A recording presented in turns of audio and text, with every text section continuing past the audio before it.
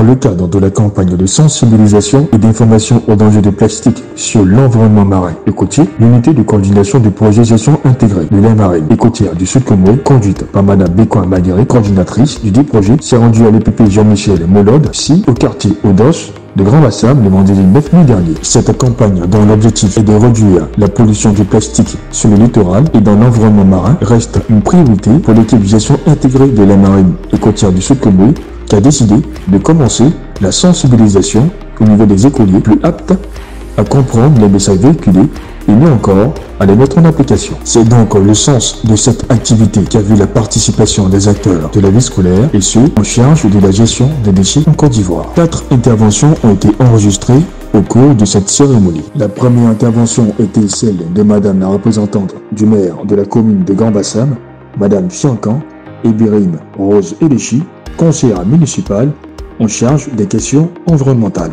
C'est avec un grand plaisir que je représente ici le premier magistrat de la commune de Grand Bassam, nommé Son Excellence M. Jean-Louis Moulot, qui m'a dépêché pour le représenter à cette activité environnementale. Lui-même, il sait que je suis responsable d'une ONG Jaliv Agriculture Environnement. Et cette école-là même est tellement bien placée pour abriter cette activité-là. Et le maire remercie le ministère de l'Environnement. La seconde intervention a été celle de la direction de la vie scolaire, présentée par M. Adopo Yves, inspecteur pédagogique. Au nom de monsieur le directeur de la vie scolaire, retenu par des contraintes d'agenda, vous saluez tous en vos rangs, grades et qualités pour votre présence massive à cette importante cérémonie. Mesdames et messieurs, comme vous le savez, comme à l'accoutumée, les enseignants s'évertuent à déployer chaque année leur curricula dans les différentes classes au fait de l'atteinte de leurs objectifs. Mais que valent tous ces efforts dans un environnement scolaire repéré par une pollution tout azimut? La troisième intervention a été faite par Madame Da Chepkawer, la directrice de l'EPP Jean-Michel Moulode. Au nom de l'ensemble du personnel et des parents d'élèves, sachez que nous nous réjouissons de ce que l'école Jean-Michel Moulot ait été choisie pour abriter cette campagne de sensibilisation et d'information aux dangers du plastique sur l'environnement marin et côtier. Aussi, au nom du personnel, des parents d'élèves, des élèves et du mien, je vous souhaite un chaleureux aquaba dans notre école.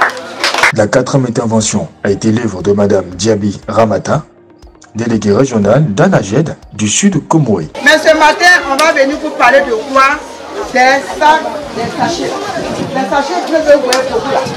C'est les sacs qu'on va venir vous parler ce matin. Ces sachets-là, où est-ce qu'on doit les mettre?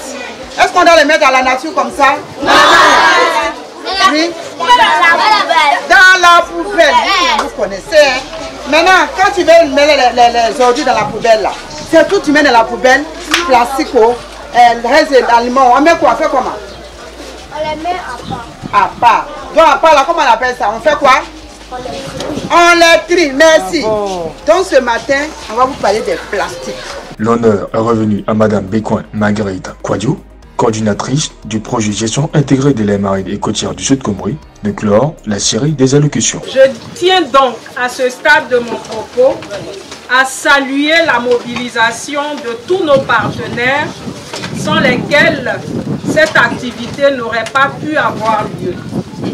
Je veux citer ici le ministère de l'Environnement, du Développement durable et de la Transition écologique à travers ses actions de proximité comme cette campagne que nous organisons aujourd'hui.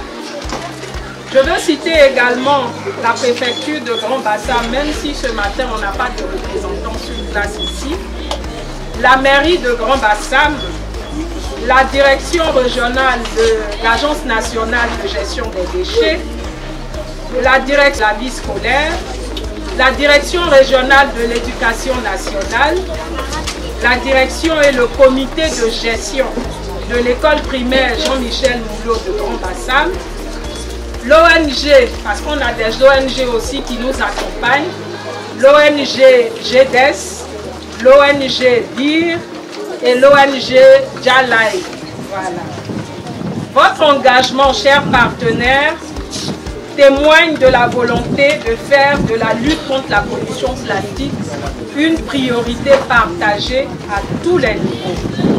Chers élèves, chers partenaires, chers invités, ensemble, faisons de cette campagne un moment de prise de conscience. Notons que les ONG GEDES et BAI ont soutenu l'équipe gestion intégrée de la marine côtière du Sud Comoé à travers des messages de sensibilisation et des démonstrations de revalorisation du déchet plastique transformé en matériel à usage scolaire, domestique et ménagère. Au terme de cette cérémonie, meublée par les allocutions, des sketchs improvisés par les enfants et des questions-réponses, plusieurs dons en matériel de nettoyage, des t-shirts et des goudes ont été offerts à cette école qui mérite un vrai regard des autorités municipales et responsables de la vie scolaire du Grand Bassam. Notons que les ONG GEDES et BAI ont soutenu l'équipe gestion intégrée de la marine côtière du Sud Comoé à travers des messages de sensibilisation et des démonstrations de revalorisation